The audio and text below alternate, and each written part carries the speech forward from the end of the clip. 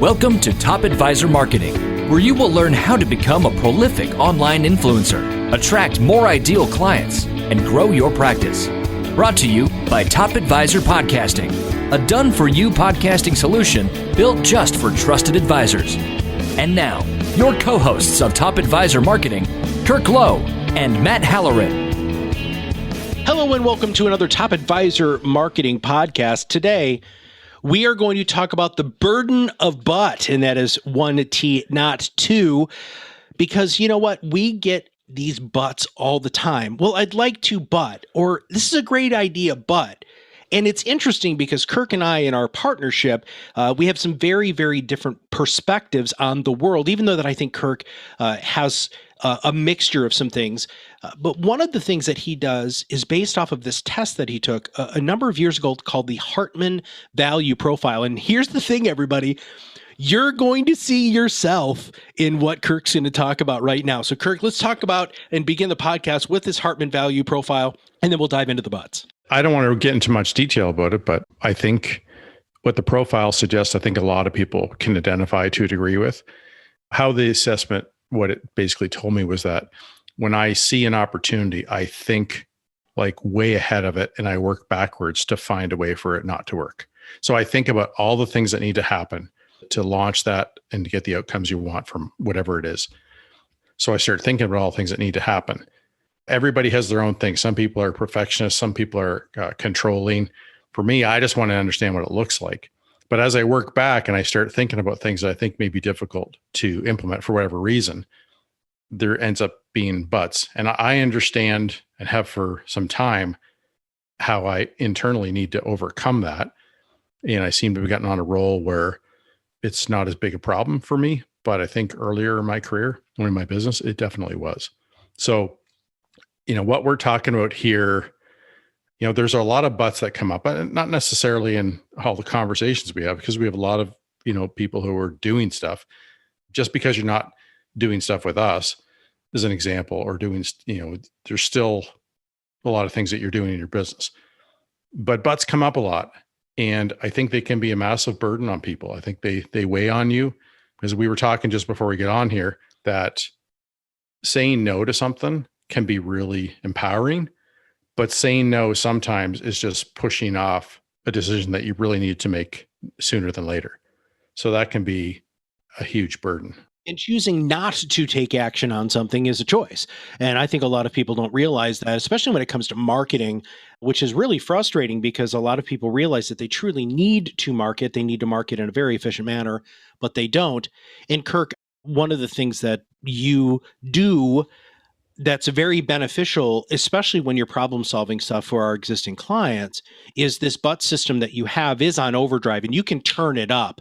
When you really need to hyperanalyze something, you have the ability to increase the buts or increase this analytical part, which is why I said to our audience that they're going to resonate with this very, very well, because really this is what makes a great financial services professional, or really an expertise business owner, is being able to make sure that they understand what the buts are, but hopefully they can get past them, which is what we're going to talk about here. Now, you have 11 buts listed here, and I'm going in the first section alone. Yeah, in the first section. Some more later. Yeah, and then we've got more. We've got 12 through 15 that happen after you say, I'm going to kick the butt in its butt and get it out of here, which is something I used to say as a coach all the time. There's layers of butts. There's lots of butts. Let's put it that way. There's tiers. Yes. Cheeks. Yes, there are different cheeks. All right.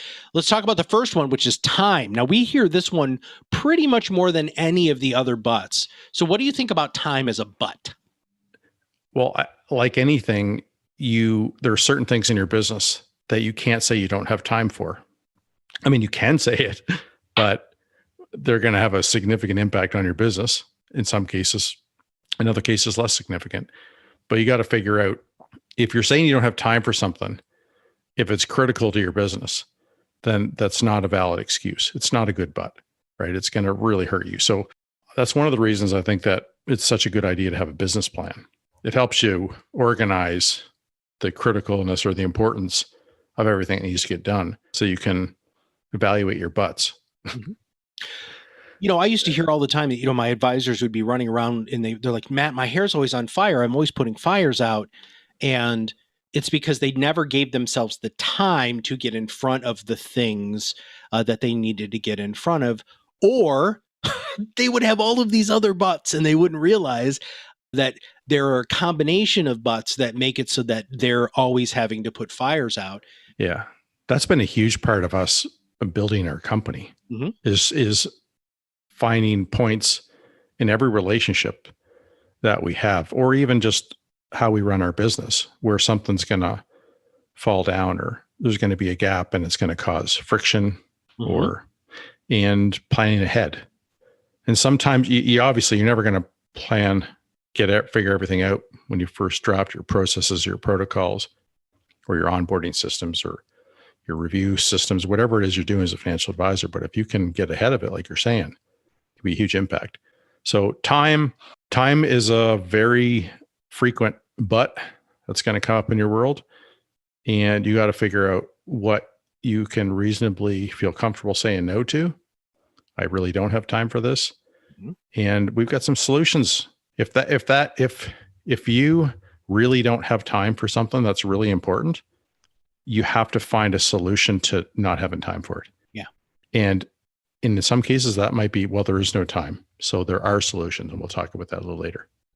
Well, let's move on to the second one, which is money, which surprisingly enough is number 2 on the list. And I probably think this is something that not only have you heard over the years and years that you've been in this business, but we used to hear this all the time as a coach, because one of the things that you can do when you don't have enough time is, well, you can outsource or you can hire somebody who's going to take that burden off of your plate.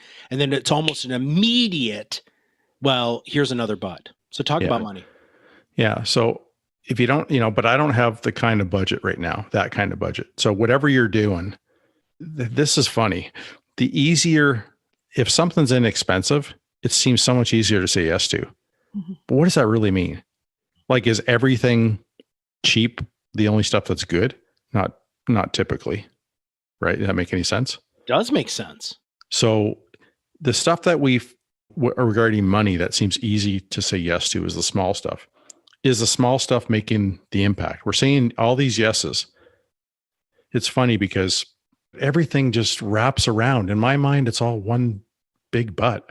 Yeah, it is a big but. I like big butts. I can't deny. Oh, butter. You must know the words to that song. Of course I do. Yes. I'm talking about small butts here, right? There's so many of them. I mean, when the big butts happen, you really got to address those, and they happen all the time. Anyway, let's move past money.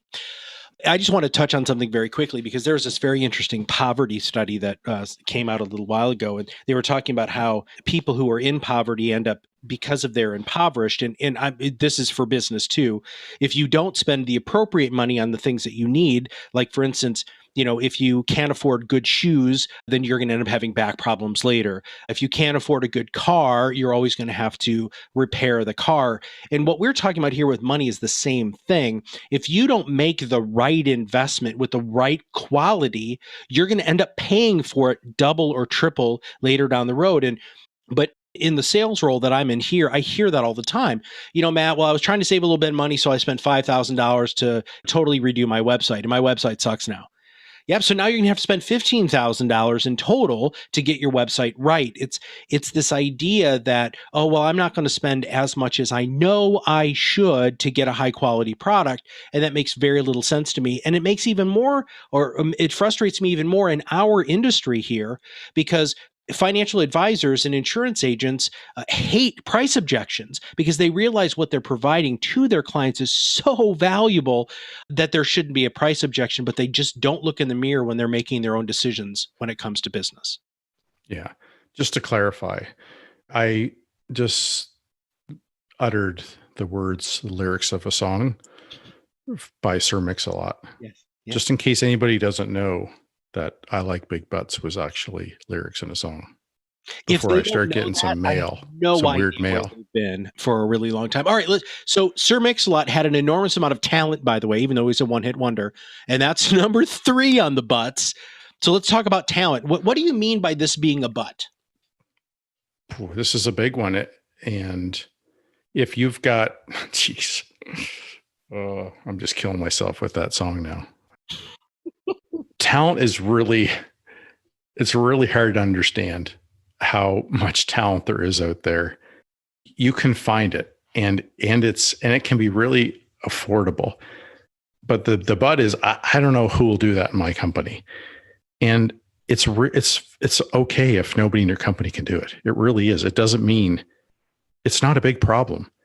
So I said it's a big but. It feels like a big but it's not really. There's so much talent. We're in 2020 here. You don't have to have the talent but in a seat in your office. Get talent globally. We have a graphic designer who works for us in the Philippines. We have an audio editing person in South Africa. Most of the rest of our people are in North America, but you can find talent. It's not that complicated. Who will do what is critical to success. And for many of you, there's no good who. You don't have the who. So you got to go figure it out.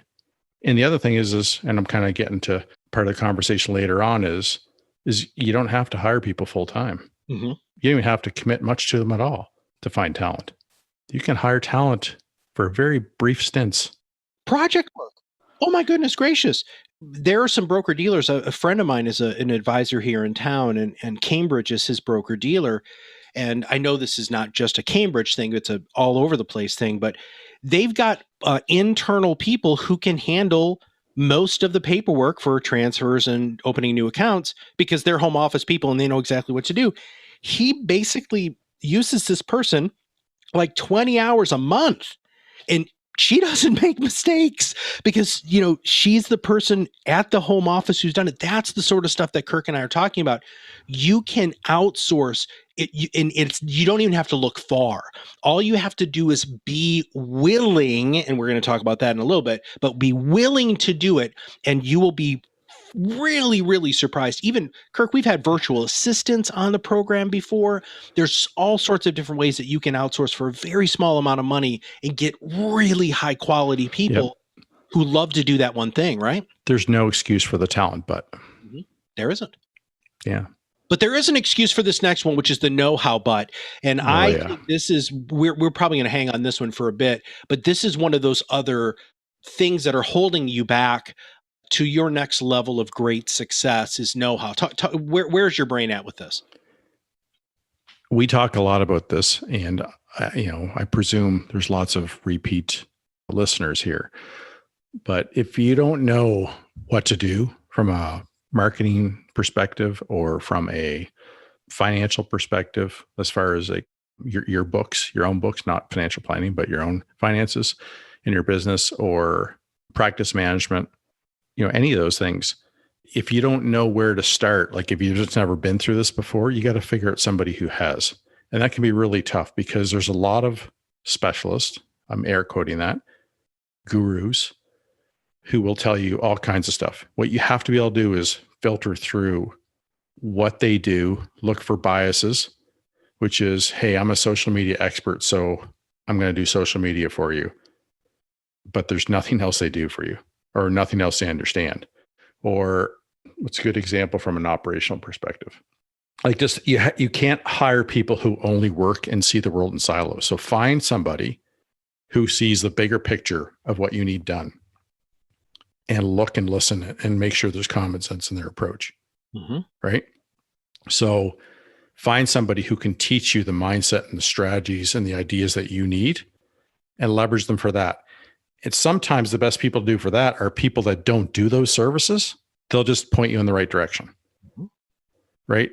We're working with somebody like that right now. It's unbelievable what they're doing for our company. Right? I'm talking about Rob. So Rob just a lot of times goes and finds other people to do the work. He's not doing it. We're paying him for consulting on it. And then he goes and brings the team together and gets stuff done. I mean, it's wonderfully synergistic. It's incredibly efficient for our time. And he's already got the network and the know-how. So think, then you just got to find people that you can really trust who you think, this is where you're looking for thought leaders, right? This is what you in running your own business want to be seen as too, is that go-to person that can help figure stuff out for people that they can trust. So go find people like that. Make sure they're not silo providers. When they're silo providers, what that means is they just do one or two things and they don't think about all the other stuff going on typically. So beware of that. That's it for number 4. Well, and I want to touch on this too, because one of the smartest things that you can do, and I've heard this a lot, and this is going to bubble up in some of the other butts that we have here, but it's okay for you to say, I don't know, which really leads us into the next one. So when it comes to know how, like, I don't know how to do this, or I don't know what to do, it's okay to admit that to yourself. It is okay for you to say that you don't know what to do or how to do something, because that is the first step to truly opening yourself up to find somebody who can help you or make you have the realization, or you have to make that personal analysis on if you should be the person to do it, or what Kirk's saying, which is to find a trusted outsourced person, which is the next one, which is experience, which really leads to know-how. A lot of people use experience as a but because they've never done it before. Yeah. So find somebody who's done it before. Yeah. Find somebody who does this all day long and who's done it for, years, because their experience is going to keep you from making the same mistakes. Mm-hmm. Oh man, there's a wonderful quote I pulled up last week. Do you remember that? One of the best things to do in life is to learn from other people's mistakes. I don't remember who it was from, but it's a great quote, completely butchered by me. It sounded really smart from whoever you stole it from. So yeah, I know. It's somebody really bright too. It's going to come to you right when we get done recording. I know. Oh my God. This really leads to an expert. As a financial advisor or any kind, whatever expertise you're in, whatever business you're running, if people are coming to you, it's because you've been here and you've done it for years and it's all you do. And there's just, you're a significant point of leverage for them. Same thing here. Go find people who have a point of leverage for you so you don't have to make the same mistakes. Well, and any business owner really needs to find and do their due diligence on this. And once you do your due diligence and you find those strategic partners that are trusted, then that makes you have that super great deep bench, right? I absolutely love that. I love when professionals have a deep bench of resources that they can pull, which is great. Now, this next butt, though, Kirk, I think it's a double-edged butt. So it's a two-cheek butt here, because it's expectations. Because sometimes when you do get past some of the butts and maybe you do find somebody who has a lot of experience, that you're going to have different expectations on them. But then you also have the expectations on the results of the outsourcing if possible. So break that down. Yeah. Well, expectations here is really twofold. The first one is you have expectations on what you think you need to get done for whatever is you're trying to make a decision on. And those may or may not be reasonable. And the second one is the person, if you decide that you're going to rely on somebody with experience, but their expectations, see, the people with experience, they already know, they understand the expectations because they've been through this time and time again.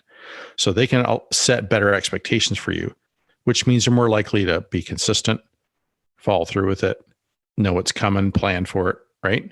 That can be a huge impact on your business to understand the expectations and have somebody, a professional, set them with you. So find somebody with experience. They can really solve that expectations part of it too. As we know, most business owners expect to get results way sooner with way less effort, way less money, and way bigger results sometimes.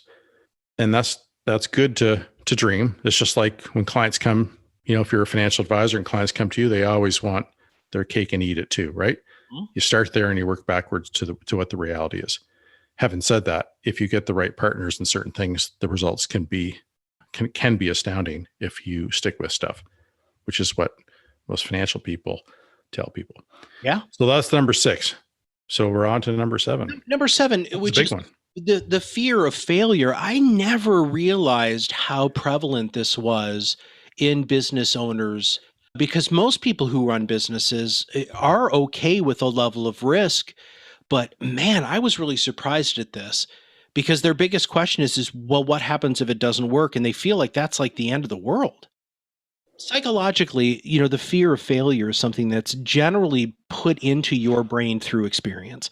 This is not something that's genetic. This is something that is experiential. So it's nurture versus nature. And I really love getting people past fear. In fact, I think if there was one thing that I did well as a coach and a consultant, it was to get people past fear. And whether that was fear of trying something new, thinking of something in a new way, giving themselves permission to do something, getting over fear. And I used to say fear stands for false evidence appearing real, because most of the things that you fear are not real and they have not happened. And if you truly look at the probability of them happening, it's so low, and you're paralyzed by something that has such a low probability that it's quite irrational. There are very, very few rational fears. Like the fear of flying when you're not on a plane, that's just totally irrational, right? The fear of drowning when you're nowhere near water is entirely irrational, but people are paralyzed by these. So people take calculated risk with failure. Yeah. I think to a degree that's smart as long as it doesn't keep you from growing. Growing either personally or Yeah. professionally. Absolutely. And you know what's funny though, is some people will say, because this is fear, and this is going to go right into number 8, which is, and I used to have mentors of mine who used to say that, well, Matt, you need to fake it until you make it, which is not genuine. And I think that leads to the fear of failure because you're not being genuine to yourself. But number 8 is imposter fear. And this is something I've personally struggled with, because I think a lot of times when you do try to pretend that you're something that you're not, you can not only get into professional problems, but personal problems. I'm just going to use a personal example here. When I used to work at the consulting company, we used to, fly around on jets, and I was eating dinner that cost more money than probably my car. I ended up wanting to be like them. And so I was making, kind of ridiculous decisions. You have to stay true to yourself, especially if you're going to be a successful marketer. If you are disingenuous in the least, it's going to come out in everything that you do, especially if you're trying to create custom content. And it makes you come across as an imposter when you're not using custom content, when you're using other people's thought leadership and trying to play it off at your own. And I've said this a million times on the podcast. I'm going to say it a million times more. You, as financial services professionals, buy other people's market commentaries. That is the standard piece of information that you're sharing with your clients every single solitary week. And then you get pissed when they come in and all they want to do is talk about why you're not beating the S&P. You're an imposter. That's just what you are.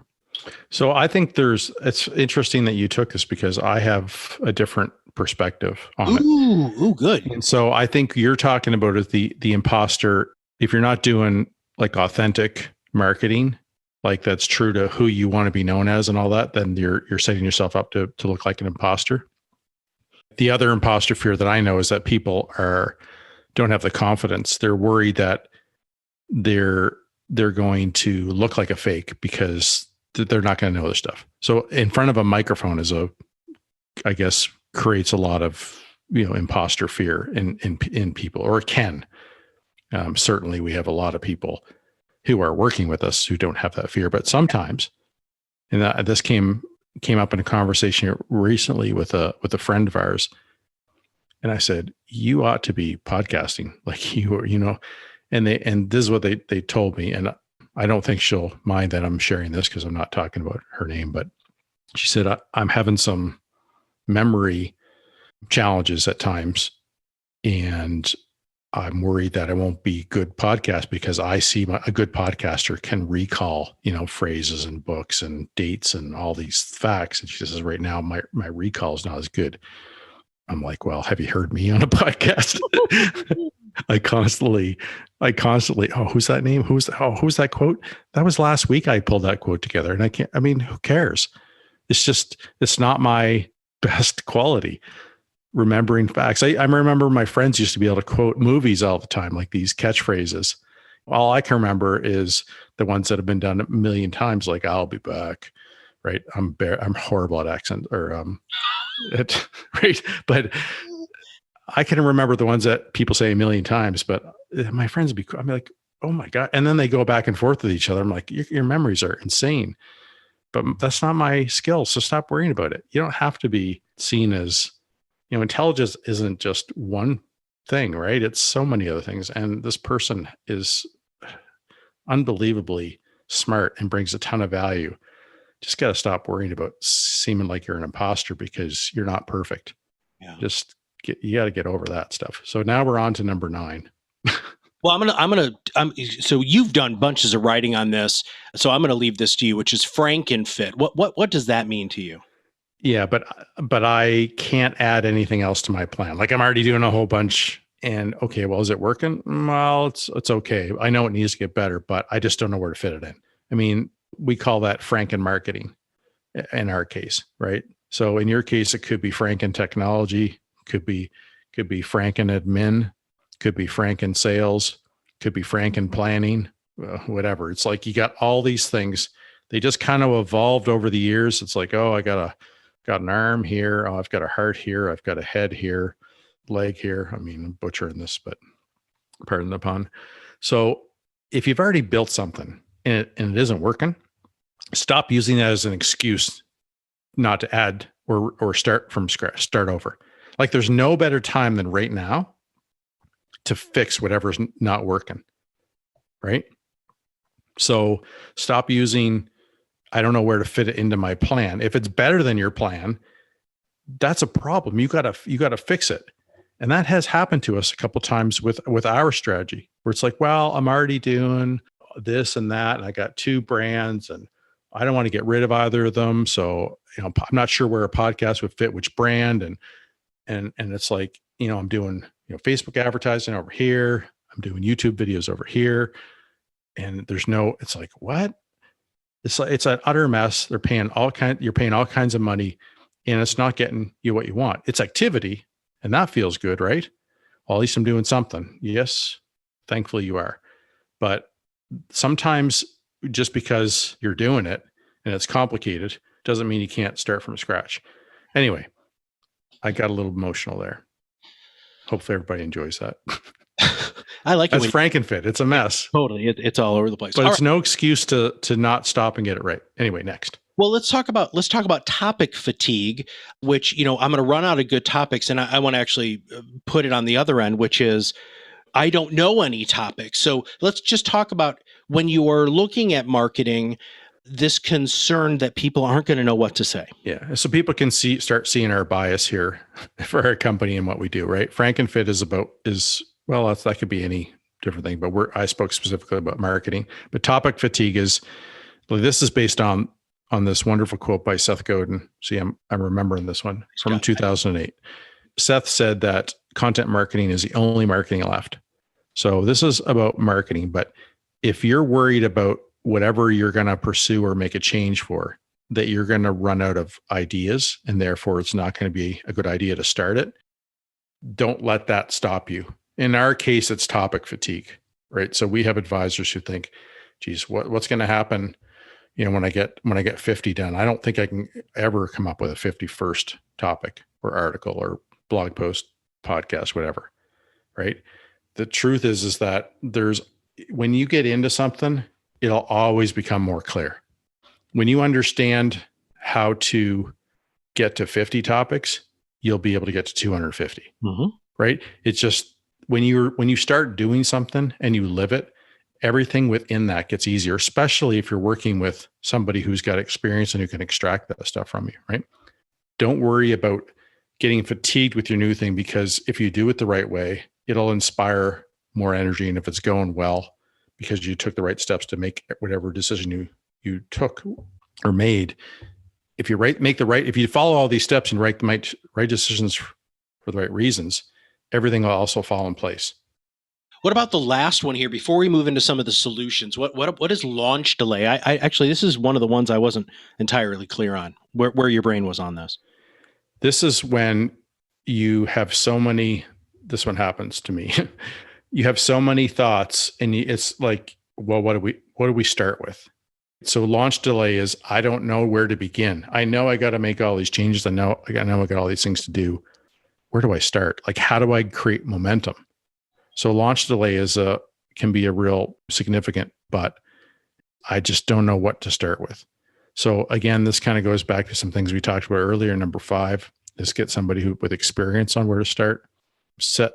How you set expectations may impact what you start with. Let me give you an example. If you want to start a podcast because you need to get going on it and you want to create content, but your budget can't handle everything right now, but we'll be able to in 6 or 12 months. Just start with the podcast, get some momentum going, and then introduce other elements of promotion and things like that, right? As an example, our bias showing through. Think about ways that you can launch small and build momentum. And that can be a really powerful thing.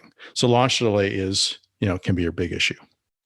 Well, now we need to talk about how do people overcome some of these things. So let's talk about some of our solutions here. Well, I'm going to tell you a story first. Okay. In our business, one of the things that Matt and I have done, and Lisa, have chosen to do is to not feel like everything that we need to happen in our company needs to be a full-time employee or a long-term commitment. For example, we need a new brand. We're so close to this, worried about being too close to it to do a great job for ourselves. We hire somebody. We need to have better financial reporting for our own business. We hire a fractional CFO. We don't need a full-time CFO. We got people to run the books. We just need to understand better what the stories of our books are telling, what our financial reporting is telling us, and organize that. We have currently a little over 20 part-time and full-time employees. We have 13 people who are outsourced professionals and experts who help us in certain areas on projects. Just think of that. It's been a huge, huge part of how we're growing without putting a huge burden on our finances, because we're only paying people for what they need, but we're not making mistakes as we grow. Well, we're making mistakes, come on, but mostly mine, not yours, right? We're not making nearly as many mistakes. We're getting things done at a high level. All the mistakes that we probably would have made on our own, other people's expertise is keeping us from those. So here's the interesting thing. If you look at and think about when you outsource stuff and you pay a premium for that typically, right? That premium covers off so many things, and a lot of them are intangible. How much time are you going to save because they've done this 100 times or thousands of times? How many mistakes are you going to avoid because they've done it hundreds or thousands of times? How good are they actually going to be at what they do, like the actual outcome, because they've done hundreds and thousands of times? There's so many things that come into play that take away the risk of any project you're going to do. Because if you hire the right people, you're way less likely to make mistakes. And so the risk of all those things you're doing in your company goes way down. And guess what? You basically get everything done right out of the gate. And the momentum, you just keep rolling and rolling and rolling. It's incredible. And that's been the experience. And it's the way of the future. There are a lot of business books being written about how to run a business like this. It's not necessarily new to lots of people listening here, but think about how you can make it work for yourself. Mindset. Find people that can help you get the right mindset, the right strategy. Find talent that is just at the top of their game. You can afford them. Trust me, you can. Experience. People who have done this a lot, people who understand and can help you set reasonable expectations because they've already been there, done that, and they know what works. So the risk of failure is going to reduce drastically. So if you're thinking about outsourcing, which you absolutely need to add to your strategy, there are 4 new buts to that, because we've done this so many times with people and we've been through this ourselves. So the first but, Matt? I used to say this a lot. One of the things that makes a great financial advisor is their desire to control and be controlling, but it is a huge detriment to them growing their business. And that doesn't just apply to marketing. It applies to practice management, outsourcing, especially outsourcing as our main solution for everybody listening today. Advisors are afraid that they're not going to be the ones who are in control of everything: message, quality of work, how they're being represented in front of other people. Those are the new butts that once you get past these initial 11 butts, then you're going to have other butts that are going to keep creeping in that you're going to have to continue to overcome in order to grow a very successful business. Absolutely. Number 13, I kind of already spoke to this, but it's too expensive. And well, we both talked about this. But this is a reoccurring issue that you are always going to have to face. And when you have unrealistic expectations on return on investment, we believe that you should be looking at return on time, because time is the only thing that you can't get back or make more of, where you can make more money all the time, right? Well, most people can, work hard to make more money if they possibly can. But, when it comes to too expensive, when you're doing your analysis, and we've actually fallen into this, and we even talked about it today, one of our strategic partners who is one of our greatest costs, and we're talking about in-housing it instead of outsourcing it in order for us to, increase profitability and save our bottom line. We personally, Kirk, you, I, and Lisa, might want to take a harder look at that, because we might be butting ourselves when it comes to this instead of truly making a wise business decision. Weren't ready for that, were you? Absolutely. I mean, you got to figure out how to make this work for you. Once you get into it, you develop a real knack for it, I guess. Here's the really neat thing. I'm not sure I really expected when we started outsourcing the way we are. I would say 3/4. So let's say 8 to 9 of the people we're working with started with 2 people. Yeah. And those people were so professional and had such a high threshold of professionalism that we garnered that they probably would only work with people who were like them, because they would never work with somebody who was going to embarrass them, or that they have to answer for. So as it turns out, they've been huge. We've kind of infiltrated their network, if you will, of professionals, and that's gone really well. Sometimes there's overlap with people they know, but then that actually gives you even more options. So that has worked really well. The 14th but is trust. This is can be a tough one for some people. It's not a lot different. It is different than losing control, but this one, a different angle is really about, can I trust that somebody's going to run this part of a project like I would? What's really interesting is, if you find the right people, they might run it better than you would for yourself. Let's think about that for a second. That is a huge epiphany. Somebody actually might be more in tune and in touch and dedicated to your success than you. We've seen that. We've had people come back and add some value, like they own this sucker, like they own our company, like our new brand. The conversations we have with about 4 or 5 different people who are doing work for us, it's unbelievable. They're as much in love with what we're doing as we are. And we didn't have to do any Jedi mind tricks on them, right? People love to be part of stuff. That trust thing, throw that crap out the window. Yeah. It just holds you back. It's a horrible butt. Anyway, number 15. See this one all the time too. I need results now. Yeah, and that's that short-sighted. And I've used the analogy of teaching my kids how to ride a bike a million times, and I'm not going to go over it again. But it's taking that long view. Any business that you're in, even if you sell widgets or you sell your consultation or you sell your expertise, you've got to take the long view. If you gain momentum, if you continue to build that momentum over time, everything changes in your business.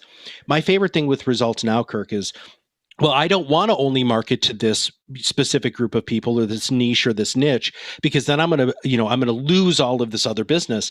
And that's just not the case. In fact, we are so squarely in people who run their own RIAs, who, generate anywhere from 500,000 to 5 million in revenue, who spend money on marketing. They're 7 to 10%, 7 to 14% on marketing. We're so niched. And I just got off the phone with a guy who works for a university because he loves what we do. Now, am I going to say no to this guy? I'm not even marketing to this guy, but he would be a perfect content creator because of his content, right? And so what you have to understand is you have to give yourself that permission, one, to breathe and allow it to work. And what drives me the craziest about this, Kirk, is financial advisors are always talking about the long term when it comes to asset allocation and portfolio management and money management, but they don't even realize that they're making the exact same mistakes that their clients are making with their marketing. So I'm going to quote Alanis Morissette right now. Oh, wow. Fellow Canadian. Isn't it ironic that the people who want short-term results are there because they've never been able to focus on long-term results? So eventually long-term results become short-term results, right? Mm-hmm.